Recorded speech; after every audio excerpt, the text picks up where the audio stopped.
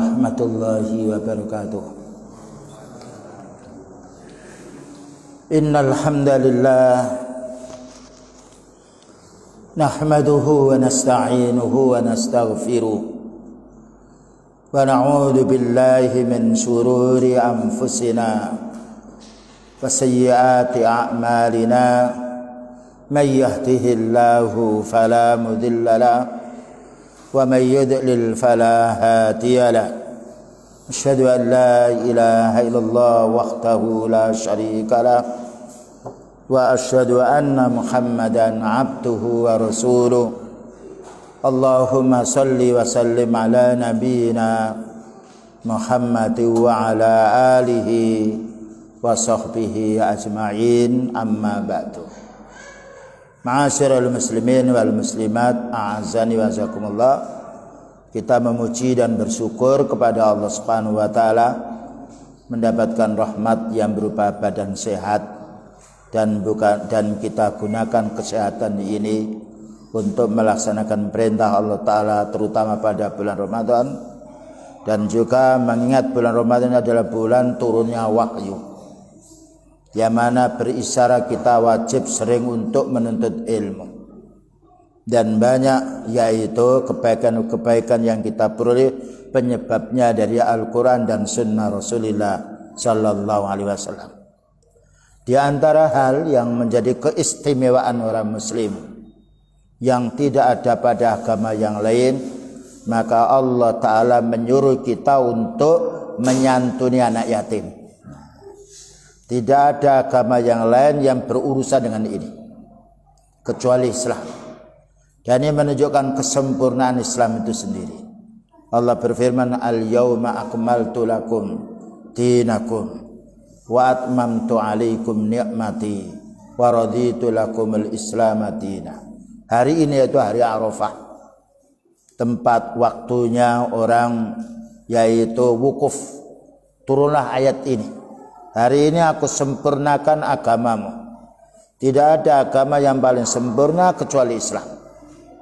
Karena Islam sumbernya wahyu dari Al-Quran dan juga hadis Rasulullah sallallahu alaihi wasallam. Dan tidak ada agama yang dulu yang kekal semisal yaitu agama Islam. Karena Islam bukan dari pemikiran manusia dan bukan dari firasat, bukan dari falsafat, tetapi inna dina indallah, ahli Islam, din di sisi Allah Ta'ala adalah Islam. Nah, kita bahas sekarang ini bagaimana Islam menganjurkan kita untuk memuliakan anak yatim. Perlu difahami, banyak kesalahan orang memahami anak yatim. Jadi anak yatim itu anak yang ditinggal oleh bapaknya. Secara mutlak belum tentu. Ya. Jadi anak yatim ini bukanlah orang yang tidak punya bapak. Dan bukan berarti bapaknya dia cerai dengan ibunya, bukan. Demikian juga anak yatim piatu bukanlah yang ditinggal mati oleh ibunya. Anak yatim dijelaskan di sini oleh Al-Imam As-Sankiti rahimahullah taala.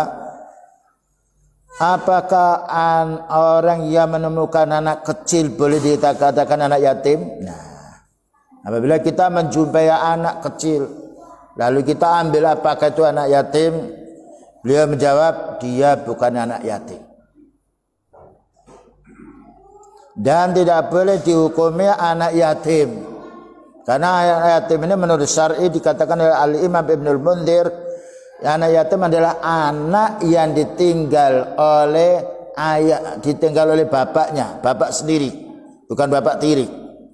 Jadi ayahnya meninggal dunia dengan pernikahan yang sah dan belum baligh. Nah, ya. Kalau sudah baligh seperti saya, bukan anak yatim. Saya tidak punya bapak, enggak punya ibu. Ya, bukan anak yatim. Anak yatim itu anak yang ditinggal mati oleh ayahnya sendiri, bukan ayah tiri. Jadi ayah kandungnya meninggal dunia dan dia belum baligh. Kalau sudah baligh bukan anak yatim. Kalau dia miskin, kategori miskin. Dan juga disebutkan oleh sahabat Ali bin Abi Thalib radhiyallahu anhu. Beliau mengatakan la yatimmu ba'dal ikhtilam.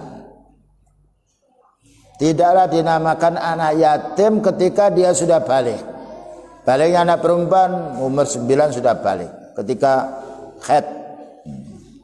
Baliknya anak laki ketika dia keluar mani. Kalau tidak keluar umur 15, batas para ulama dia balik. Ini harus kita pahami. Namun kita menyantuni siapapun yang miskin boleh. Cuma ketika menyantuni anak yatim punya keistimewaan sendiri. Nah, para ulama menjelaskan anak yang belum balik bila meninggal dunia ayahnya disebut anak yatim. Jadi anak yang belum balik ayahnya kandung meninggal dunia dinamakan anak yatim. Bila meninggal dunia ayah dan ibunya, nah ya. Jadi sejak kecil ditinggal mati oleh bapaknya dan ibu kandungnya dinamakan latim.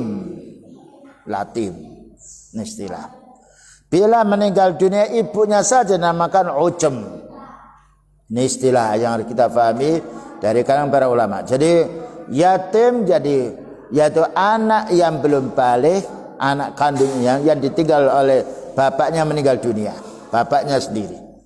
Kalau ditinggal mati oleh ibunya dan juga bapaknya masih kecil dinamakan latim. Ditinggal mati oleh ibunya kecil dinamakan ujem.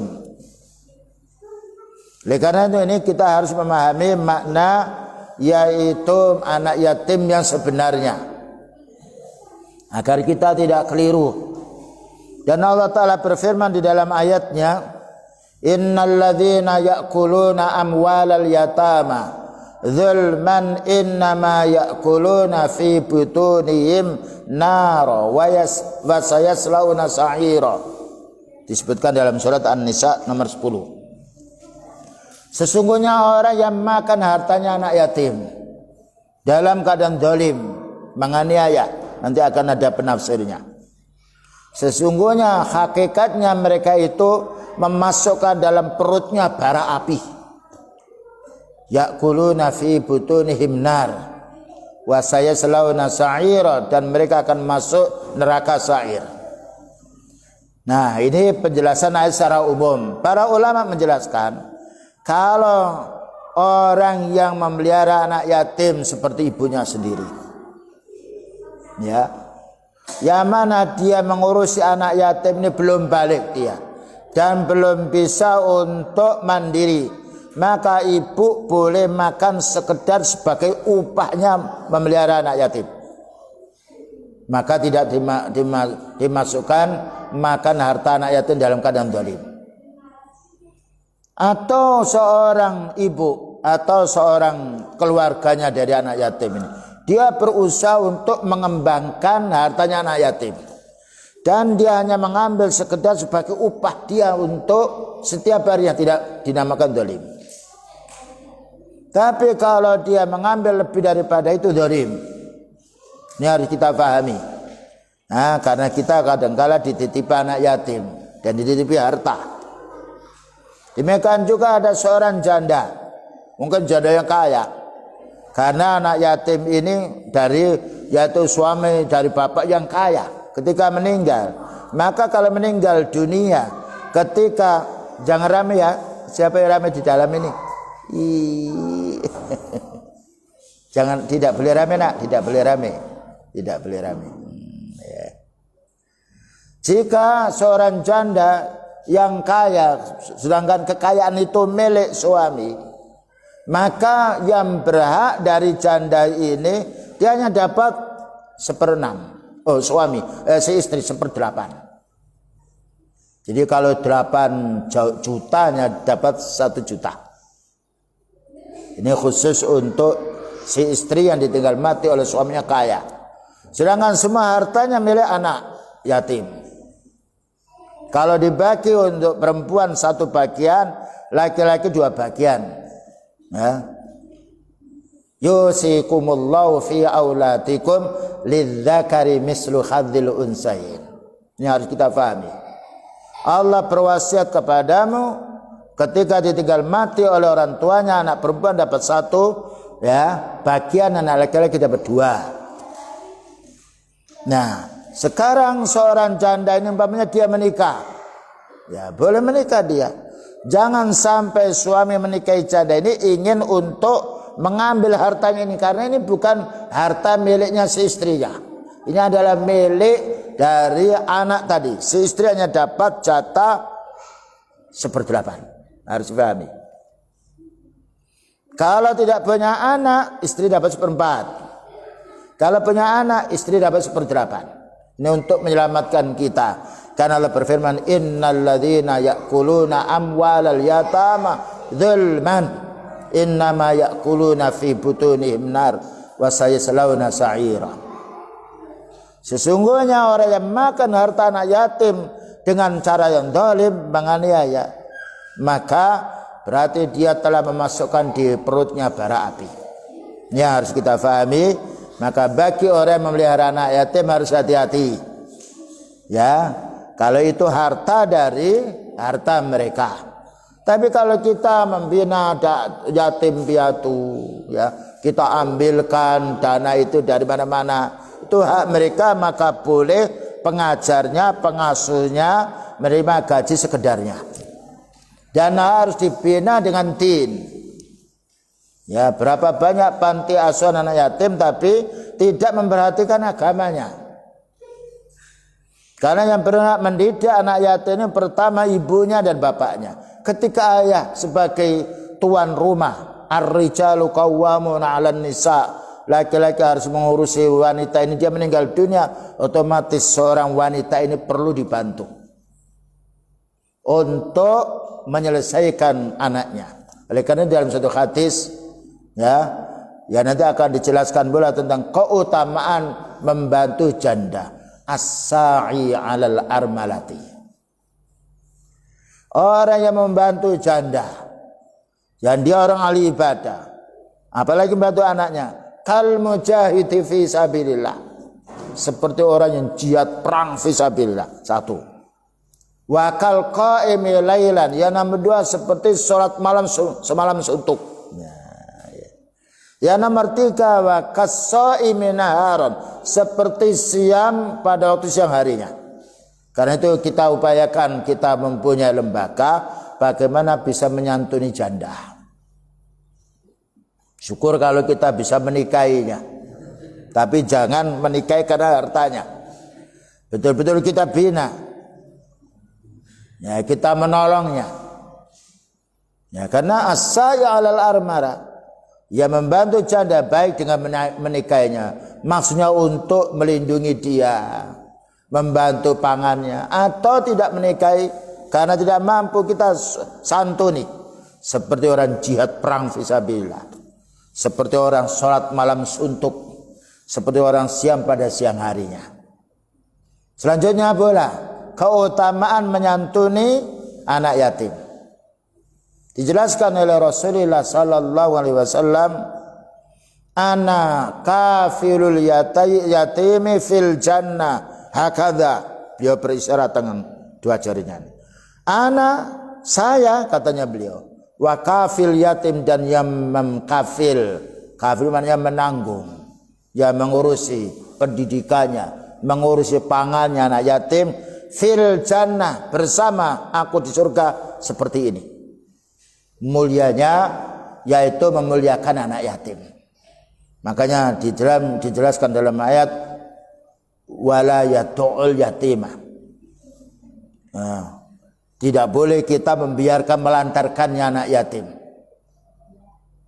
Dan juga dijelaskan oleh Al-Imam Ibnu Battal, ahli tafsir hadis yang terkenal, orang yang mendengar hadis ini wajib melaksanakannya agar ia bisa menjadi temannya Rasulullah sallallahu alaihi wasallam.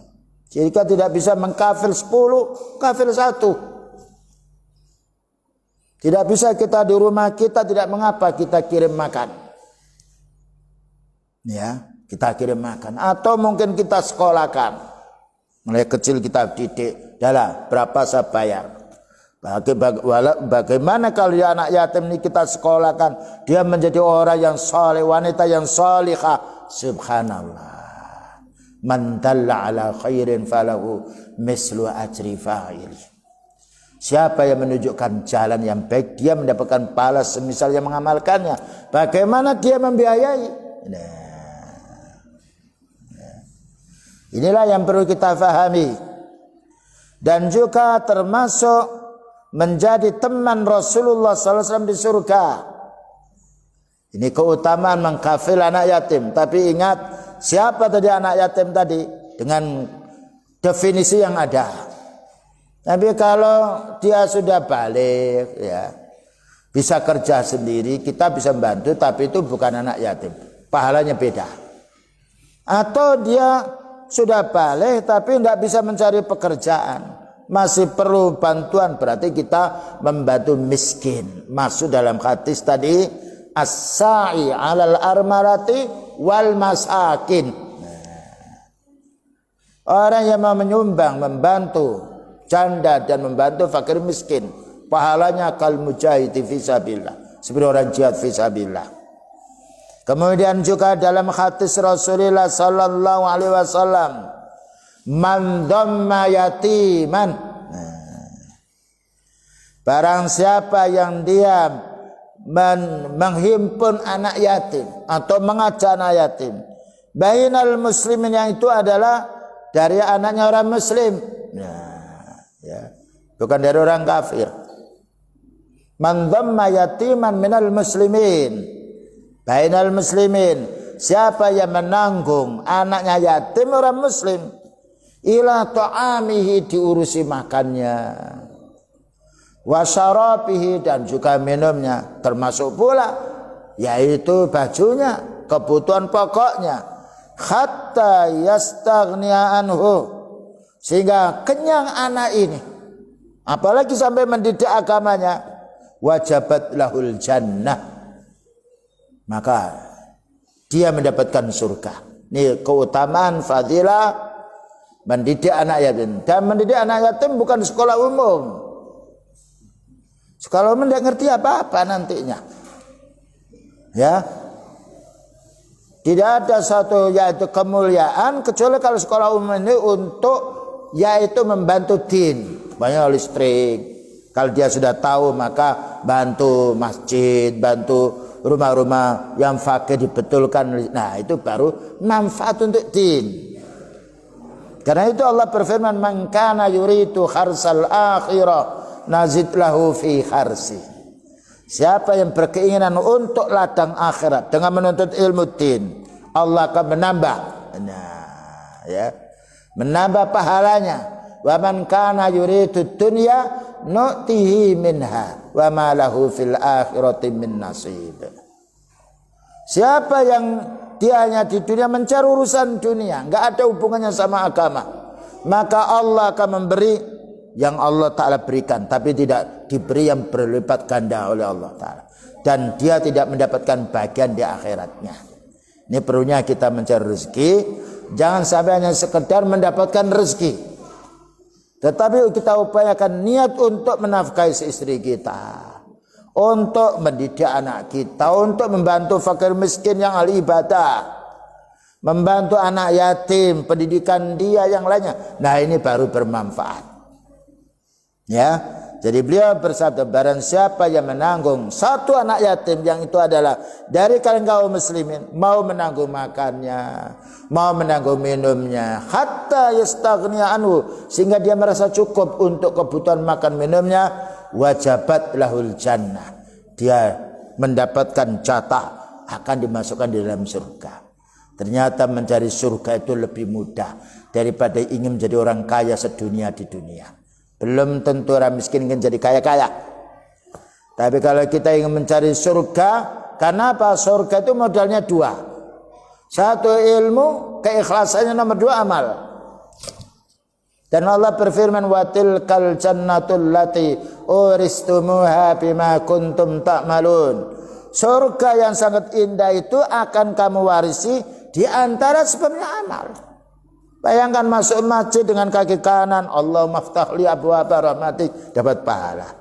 Duduk di masjid mendengarkan tin, dapat pahala. Malaikat mendoakan Allah maghfirlah, Allah marhamhu. Keluar dari masjid kaki kanan, kaki kiri, kemudian baca doa Allahumma inni as'aluka min fadlik, dapat pahala. Masuk WC dapat pahala. Masuk dengan kaki kiri dapat pahala. Kemudian berdoa Allahumma inni a'udzubika minal khubusi wal khabath, dapat pahala. Duduknya tidak menghadap ke kiblat dapat pahala, dan tidak mengungkuri kiblat. Tidak bicara ketika dia buang air dapat pahala. Ketika keluar mendahulukan kaki kanan dapat pahala. Ketika keluar baca ghufranaka dapat pahala. Berapa itu? Masuk WC.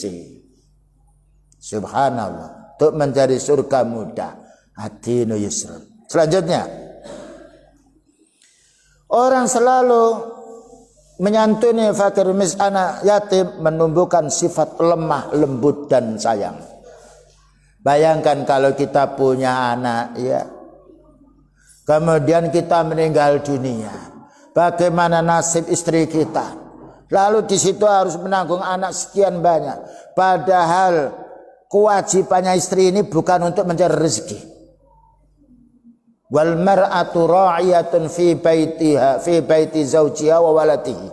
Istri itu penanggung jawab di rumah suami dan mendidik anak. Sama sekali wanita tidak diwajibkan untuk cari rezeki, tetapi dia mencari rezeki untuk kebutuhan dirinya dan untuk kebutuhan anak. Bayangkan apabila si seorang jadi miskin, dia harus mencebai anaknya, menggendongnya, mencari nafkahnya. Lain dengan laki-laki, bagaimana nasib si dia?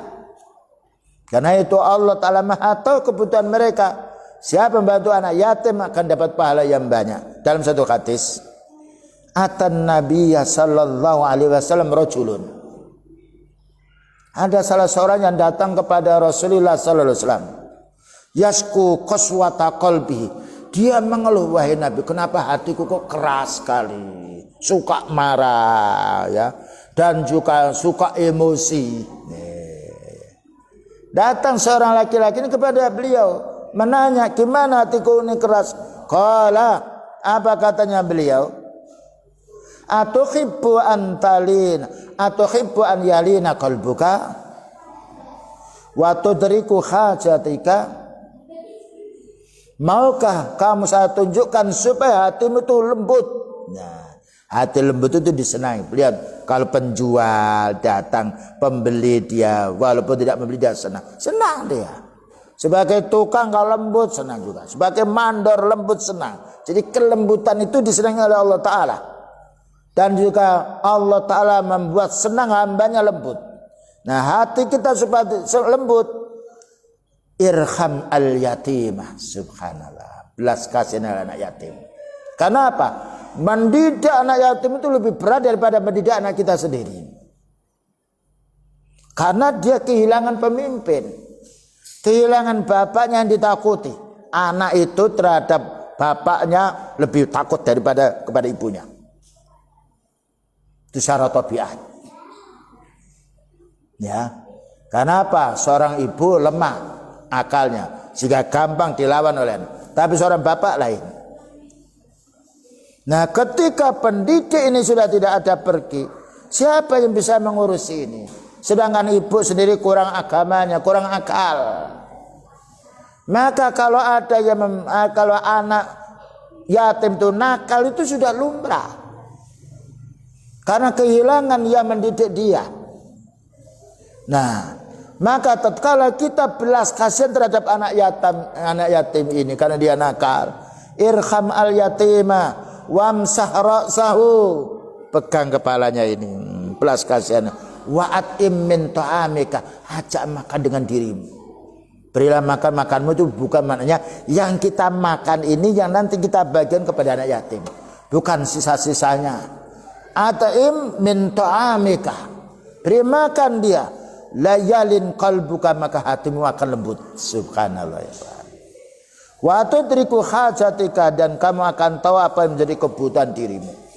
Ini keutamaan membantu anak yatim, melunakkan hati. Kenapa anak yatim itu umumnya keras? Karena pendidiknya sudah tidak ada.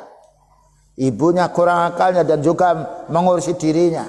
Makanya jangan heran kalau ada anak yatim itu dia sekolah yang lainnya agak membingungkan, wajar. Karena ibu mau mencambuk enggak sampai hati. Bayangkan ketika seorang ibu, ketika bapaknya marah, nanya, dimarahi, jangan itu anakku, subhanallah. Dan ibu itu dimarahi oleh anaknya, belum bersabar saja dia. Tapi bapak lain dia.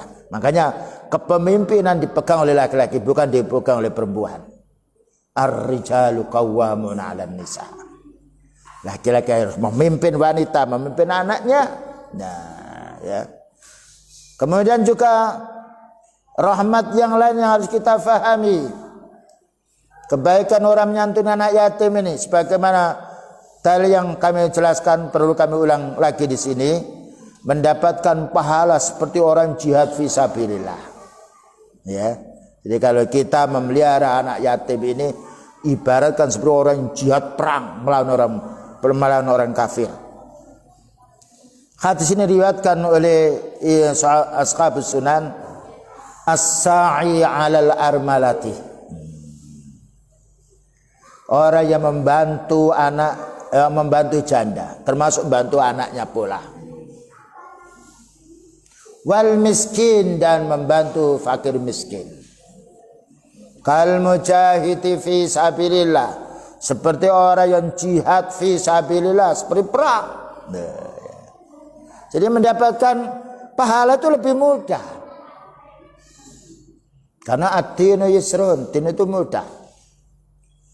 Al-qa'imil laila, atau seperti orang yang sholat semalam suntuk, subhanallah. Padahal kita kalau mau sholat mulai maghrib sampai subuh gak mampu. Kita ini kalau sholat tarawih itu setengah jam lebih itu sudah perasaan kita kapan berhenti, kapan salam. Padahal beliau itu sholat sampai bengkak kakinya. Surat Al-Baqarah itu 1 rakaat. Kemudian surat An-Nisa, kemudian surat Ali Imran. Rentet urutannya Al-Baqarah, Ali Imran, An-Nisa. Tapi beliau baca Al-Baqarah dulu, An-Nisa, kemudian Ali Imran. Tapi ada sahabat yang sampai dia bersandar dengan tongkatnya. Sampai Aisyah menanya, ya Rasulullah, alam takun Allah Ta'ala ghafara laka ma taqaddama min dzambika wa ma ta'akhkhar.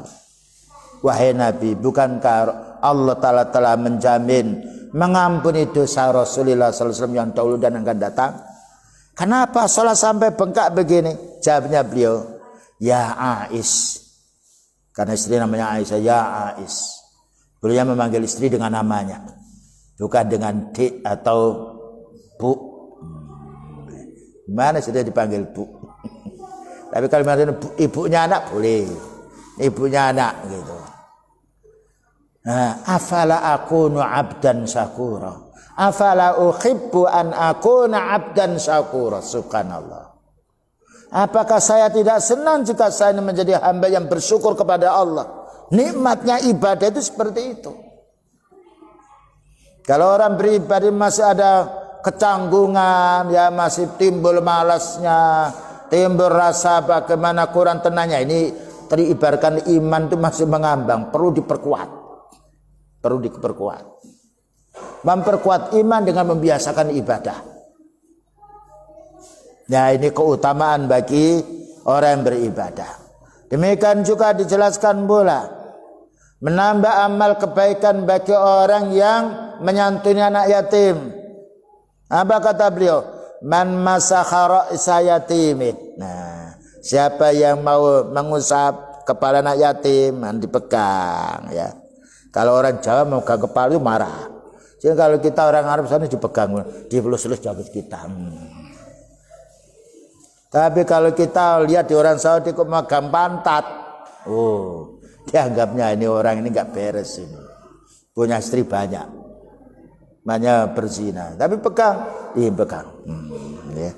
Karena ini tempat kehormatan yang dipegang. Jadi kita pegang kepala anak yatim. Bahkan kita dianjurkan ketika kita ada jenazah meninggal dunia, kita pegang kepalanya, kita doakan Allahumma firlahu Allahumma marhamhu. Ya. Beliau bersabda, Man masaha ra'sa yatimin, siapa yang memegang kepala yatim, lam yamsashu illa lillah, dia memegang ini betul-betul karena mencari ridha Allah, bukan karena sekedar memegang, tapi ada niat untuk lam yamsashu illa lillah, dia memegang karena Allah Ta'ala. Kana lahu bi kulli sa'ratin, setiap rambut yang ia pegang ini, marrat aliyayatu, yang mengena tangannya ini, hasanatun, ditulis oleh Allah Ta'ala satu kebaikan. 1000 rambut 1000 kebaikan memegangnya. Bagaimana dengan menyantuninya? Sebab apa? Anak yatim yang ketika dia menangis tentunya cari bapaknya, minta duit kepada siapa, ibunya sendiri tidak punya, kalau bukan kita yang menyumbang. Waman ahsana ila yatimatin, siapa yang berusaha berbuat baik untuk yaitu anak yatim putri, au yatimin indahu, atau anak yatim laki-laki di sisinya, kanat ana walahu fil jannah kahataini, saya dengan dia seperti ini di surga. Subhanallah. Ternyata mencari surga itu tidak sulit. Kenikmatan yang Allah Ta'ala, yang beliau mengatakan mala ainun ra'at wala udhunun sami'at wala khatara bi bali ahadikum.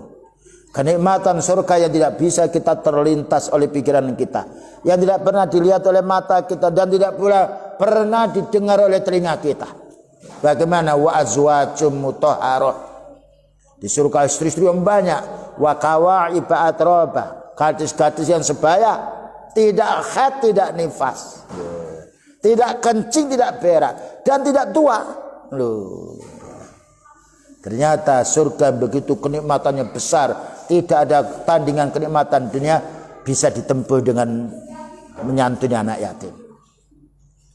Wa farraqa baina isba'ahi as-sababata wal wusta, beliau menjelaskan saya dengan dia surga seperti ini loh. Nah ya, dibesarkan ini loh seperti ini. Sababa seperti ini, wal wusta, ya, sababa ini sababa penunjuk. Ceritakan sabab itu kalau orang marah, kau gini. Nah. Dan ini juga namanya telunjuk tasbih, karena kalau kita bertasbih ini bukan begini. Jadi ini ada dua. Ini namanya sabab kalau orang marah, ini gini dia, bukan gini tapi ini. Yang nomor 2 tasbih kan ini. Yang nomor 2 wajaliha wal wusta, ini wusta. Jadi ini dua lah ini. Ini seperti ini besok dia dengan saya di surga. Subhanallah, keutamaan orang yang menyantuni yaitu anak yatim. Dan ini bukan untuk orang kaya saja. Kita menyantuni anak yatim, mungkin kita lihat nangis, minta duit, kasih uang 2.000 anak itu, ya. 2.000 itu untuk kita mungkin kecil, tapi digandakan oleh Allah Ta'ala 700 kali. Minimalnya 10. Nah, ya. Jadi lihat di tetangga kita, tempat kita, perhatikan. Karena orang yang menolong saudaranya ditolong oleh Allah Ta'ala. Beliau bersabda, ya, yang mana memberikan penjelasan, wallahu fi aunil abdi ma kana al abdu fi auni akhi. Allah akan menolong hamba selagi hamba itu mau menolong saudaranya. Berapa kita menolong saudara kita dibandingkan pertolongan Allah Ta'ala terhadap kita? Sosial Islam seperti itu. Selanjutnya pula dijelaskan dalam satu hadis, laisa minna man lam yarham saghirana wa yuwakkir kabirana. Hadis ini diriwayatkan oleh Ashabus Sunan dan disahihkan oleh Albani. Tidak termasuk golongan kami, tidak termasuk golongannya Rasulullah Sallallahu Alaihi Wasallam, orang yang tidak belas kasihan terhadap anak kecil, apalagi anak kecil itu anak yatim. Tidak termasuk golongan kami orang yang tidak menyantuni anak kecil. Anak kecil belum balik dia, kekuatannya kurang, akalnya kurang, perlu kita lembut sebenarnya. Bagaimana anak itu kalau anak yatim? Dan yang tidak memuliakan orang yang tua. Ya, inilah prinsip dalam Islam. Selalu hubungan baik, bagaimana kita menjadi manusia khairun nasi anfa'ukum linnas. Itu hati yang soleh. Paling baiknya manusia itu yang banyak manfaatnya untuk umat. Dan orang bermanfaat untuk umat itu hakikatnya bermanfaat untuk dirinya sendiri. Karena pahalanya kembali yang berbuat baik. Kemudian juga Allah akan menambah rezeki bagi orang menyantuni anak yatim. Bahkan suatu saat dilapangkan pula hatinya. Suatu saat dilapangkan pula fisiknya, dibuat sehat. Ada suatu hati yang diriwayatkan Imam Bukhari. Apa katanya beliau? Hal tunsaruna wa turzakuna illa bidu'afaikum. Hal tunsaruna wa turzakuna illa bidu'afaikum. Tidaklah kamu, hai para sahabatku, tanya beliau, kamu dimenangkan oleh Allah Ta'ala melawan orang kafir, dan kamu mendapatkan rezeki melainkan kamu membantu para du'afa. Subhanallah. Ya. Termasuk du'afa janda. Taruhlah janda itu kaya, itu hartanya si anak yatim, ya. Walaupun istrinya boleh makan. Jadi ini keutamanya orang membantu du'afa, fakir miskin, orang tidak punya atau rezekinya serba kurang, apalagi mereka punya tanggungan banyak. Beliau menjelaskan hal tunsaruna wa turzakuna illa bidu'afaikum.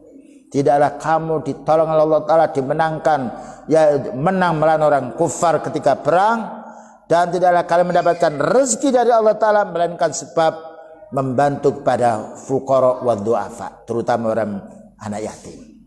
Makanya beliau mengatakan abghuni ad-du'afa, bawa kemari orang miskin itu, subhanallah. Abghuni ad-du'afa adghuna.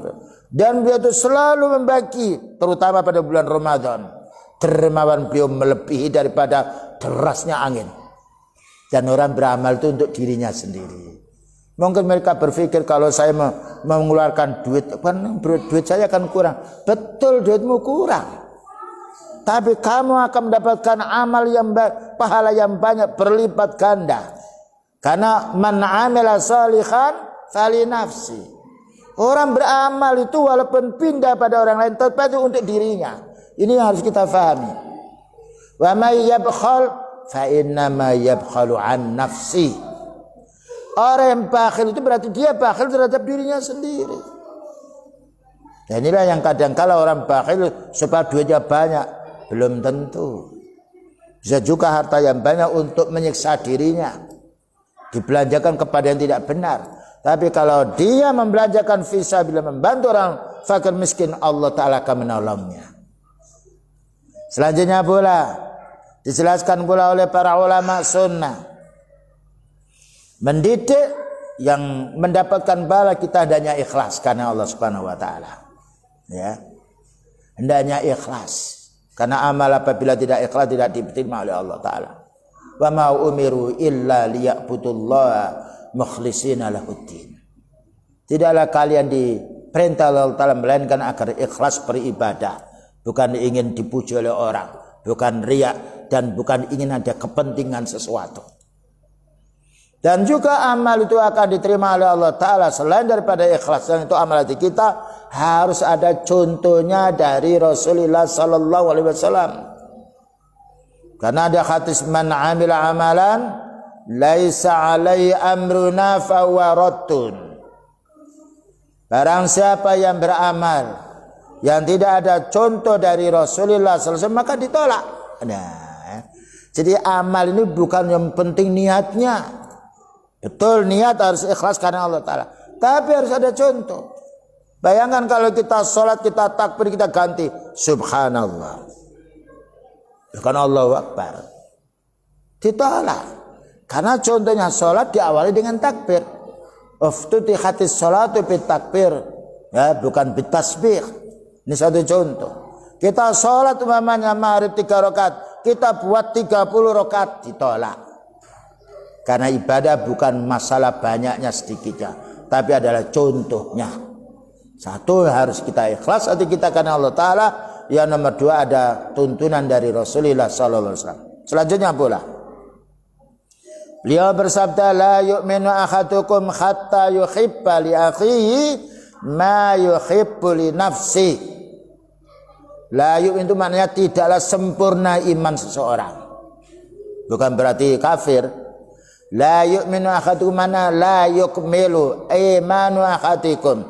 Tidak sempurna iman salah seorang di antara kamu hatta yuhibba li akhihi, sehingga mencintai saudaranya. Maknanya saudara sendiri bukan saudara sekandung, saudara seiman. Kalau saudara seiman dia sekandung dapat dua. Satu karena keimanan, yang nomor dua karena kerabatnya. Tapi kalau bapaknya kafir yang dicintai tidak boleh. Ya, dia berbuat baik kepada orang kafir boleh, mencintai tidak boleh. Ya, karena beliau mengatakan hatta yuhibba li akhihi ma yuhibbu li nafsi, sehingga dia mencintai saudara yang muslim itu semisal dia mencintai dirinya sendiri. Jadi kalau kita lapar merasa sakit, santuni saudara kita yang lapar. Bayangkan ketika kita tahu istri kita tinggalkan, kita tinggal pergi, kebingungan dia yaitu mendidik anak. Perhatikan, bagi seorang janda yang bukan satu hari ditinggal oleh suaminya bertahun-tahun, maka kita harus berbuat baik kepada mereka. Ya, tanda keimanan, kesempurnaan iman seorang di antaranya mencintai saudaranya yang muslim semisal mencintai dirinya sendiri. Ya. Kemudian juga hadis berikutnya Rasulullah SAW bersabda, salihun nisa'i Quraisyin akhnahu ala yatimin fi sigharihi. Subhanallah. Wa ar'ahu ala zaujin fi dzatiyatihi. Salihun nisa'i Quraisyin, paling baiknya wanita Quraisy. Paling baiknya wanita Quraisy, yaitu orang yang paling lembut, bersabar terhadap anak yatim ketika ditinggal oleh suaminya. Subhanallah. Nah, ini juga peringatan harus bersabar bagi seorang istri yang ketika ditinggal mati oleh suaminya, ditinggalkan anak, bersabarnya mau mendidik. Subhanallah. Merupakan paling baiknya wanita, dan paling baiknya wanita paling nikmatnya dia masuk surga. Wa ar'ahu ala zaujin fi dzatiyatihi, dan paling perhatian terhadap urusan suaminya. Nah, ya. Jadi karena penyakitnya wanita ini dijelaskan oleh penyakitnya istri secara umum, tapi secara khusus beda. Pernah beliau itu khutbah Id, ketika selesai datang di jamaah laki-laki karena tidak ada mikrofon, beliau datang dengan yaitu Bilal yang membawa selendang. Didatangi, ya maksarun nisa, ya maksarun nisa, wahai sekelompok wanita, wahai sekelompok wanita, tasaddaqna, bersedekahlah kamu, fa inni uritu kunna aksar min ahlin nar. Karena saya ini diperlihatkan oleh Allah Ta'ala, penduduk neraka yang paling banyak itu dari kalangan wanita. Tapi bukan semuanya, paling banyak. Berarti masih ada yang masuk surga. Tapi wanita sahabat ketika dinasihati oleh beliau tidak marah. Menanya, walima ya Rasulullah, kenapa umumnya wanita itu banyak masuk neraka? Qala takfurnal asira, nah, wa taksurnal la'nah. Dua penyakitnya istri itu. Pertama karena sering mencaci laki-laki. Ini harus kita pahami. Ya, watak wanita lain dengan watak kaum pria, supaya kita tidak kaget. Terutama yang masih menikah yang baru. Taksurnal la'nah, sering mencaci suami. Wa takfurnal asira, dan tidak terima kasih dengan pemberian si suami. Seandainya si suami ini 1 tahun berbuat baik, kok 2 hari kurang nafkahnya, kurang belanjanya, oh kamu nggak ngasih belanja sama saya. Itu disebutkan di dalam hadis Rasulullah sallallahu alaihi wasallam. Nah, itulah wanita di dunia, lain dengan wanita di akhirat. Makanya Allah berfirman, wa laisa dzakaru kal unsa, tidak sama laki-laki dengan perempuan. Makanya kita disuruh bersabar. Istausu bin nisa'i khaira, nasihati istrimu itu sering dengan nasihat. fa innaha khuliqat min dila'in. Karena Allah Ta'ala menciptakan wanita dari tulang rusuk yang bengkok, tulang kita yang paling atas ini. In aqamtaha kasartaha.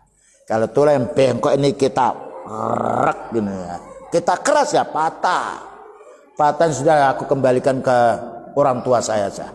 Dia tidak berpikir apa yang terjadi sesudahnya. Ya. Wa in taraktaha iwaja. Kalau kamu biarkan wanita istrimu itu berbuat serong, ya, marah yang lain kamu biarkan, tetap dia bengkok. Maka perlu istausu bin nisa'i khair. Nasihati dengan pelan. Kita cari waktu yang senggang. Sekiranya mereka tidak dalam keadaan marah. Dan itulah titipan kita. Dan itu banyak pahalanya.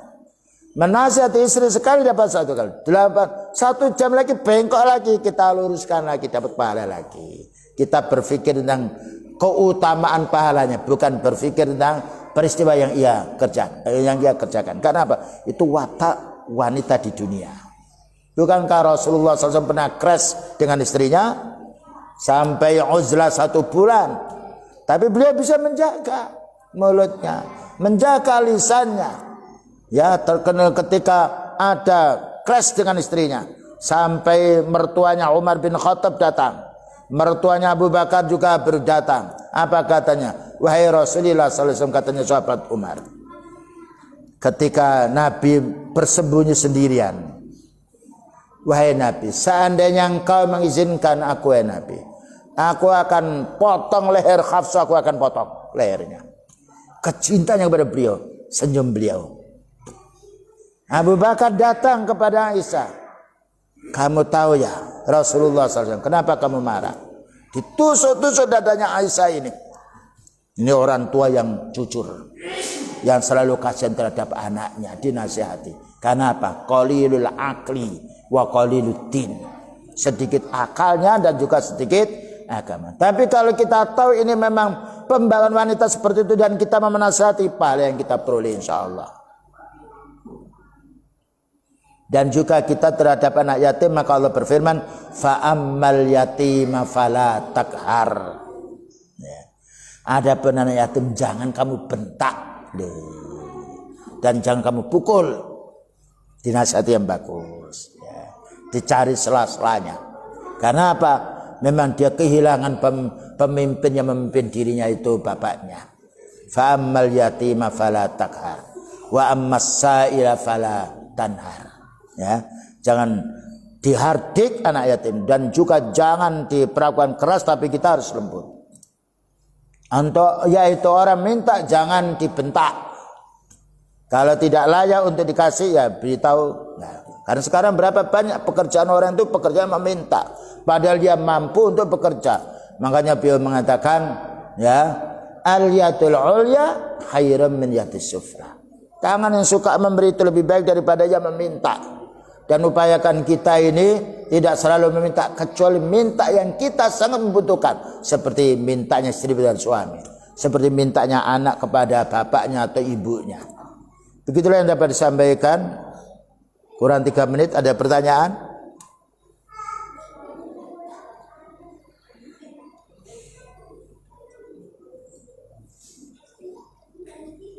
Baik, kalau tidak ada kita cukupkan sekian, dan mudah-mudahan nasihat yang sedikit ini bisa kita ambil faedah untuk diri kita dan juga saudara-saudara kita, selalu membantu kepada yaitu anak yatim kita dan juga janda yang itu adalah merupakan saudari kita dalam Islam. Wassallallahu ala nabiyyina Muhammadin wa ala alihi wasallam. Subhanakallahumma bihamdika asyhadu an la ilaha illa anta astaghfiruka wa atubu ilaik. Walhamdulillahirabbil alamin. Wassalamualaikum warahmatullahi wabarakatuh.